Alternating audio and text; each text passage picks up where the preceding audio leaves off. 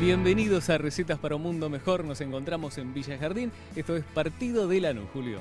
Así es, estamos buscando una receta porque lo nuestro es una empresa de alimentos y aquí mejor que preguntarle a los chicos que tienen la pureza y a las madres de un comedor comunitario que tienen la calidez. Vamos por esos ingredientes que seguramente los vamos a encontrar.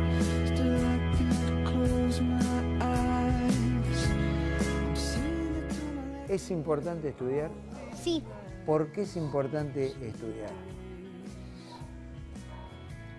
para tener mejor trabajo, ¿Cómo mejorarías el mundo vos? ayudando.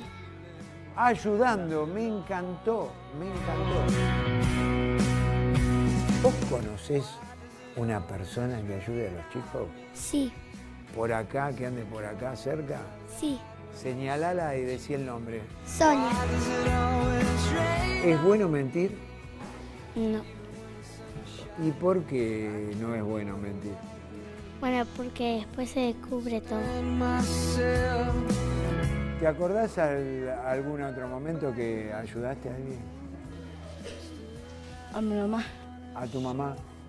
¿Cómo ayudás a tu mamá? cuidando a mis hermanas y limpiando. Para vos, ¿qué necesita el mundo? Primero, compañerismo. El compañerismo, ¿cómo lo podemos encontrar en un comedor como este? Mirando a los chicos con mucho amor, por sobre todo con mucho amor.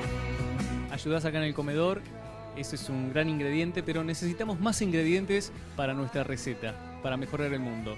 ¿Qué se te ocurre a vos? Solidaridad. Solidaridad, mirá qué lindo ingrediente. Necesitamos el ingrediente X. ¿Viste ese secreto que se guarda la abuela?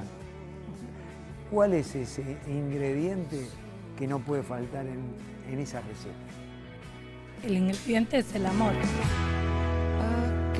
¿Y cómo lo ves reflejado? Y el amor los ves reflejados en los chicos, en las caritas de ellos, cuando ellos quedan satisfechos y se pueden ir a dormir tranquilos.